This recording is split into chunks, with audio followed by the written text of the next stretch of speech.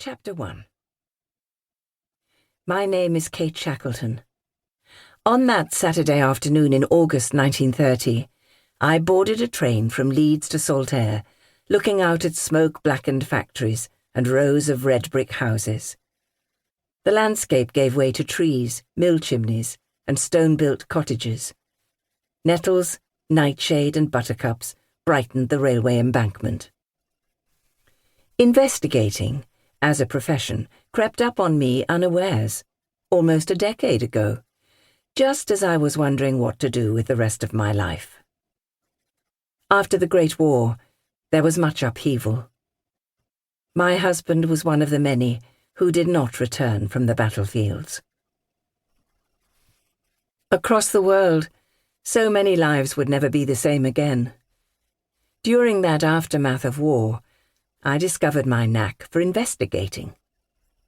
I engaged a housekeeper, Mrs. Sugden, and recruited a former police officer assistant, Jim Sykes.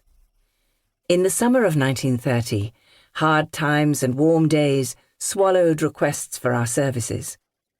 Mrs. Sugden planned to fill the quiet time by doing some decorating.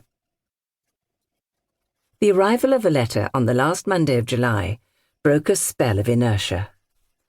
The envelope was neatly written in black ink by someone who had practiced his penmanship. There was just one tiny blot where the writer had pressed too hard on a comma.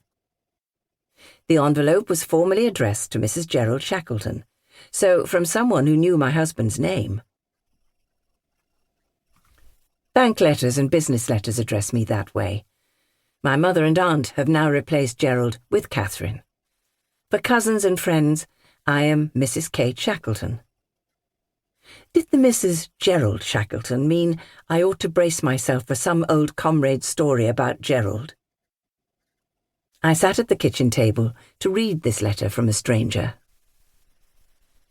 South Lodge, Milner Field, Saltaire, 26th of July, 1930.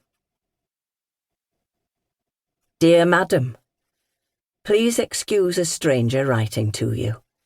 I found out your address through a pal. I'm 22 years old and live with my parents, who take care of a mansion you may have heard of, Milner Field. The mansion is up for sale.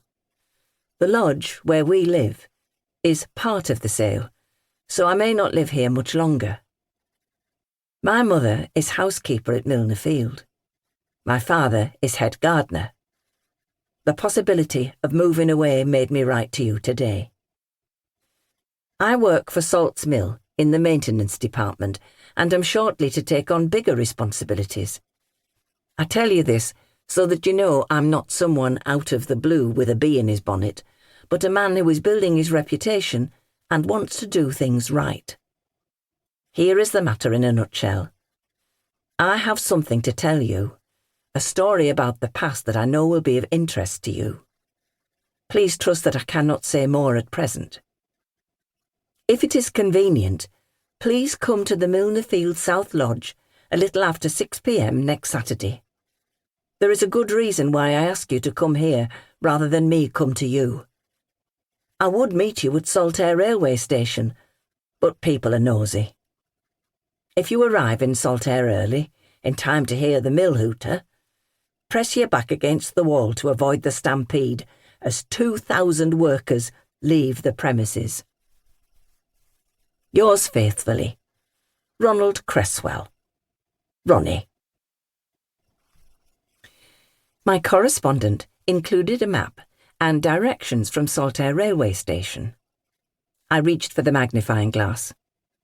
His sketch fitted neatly onto the reverse of his writing paper.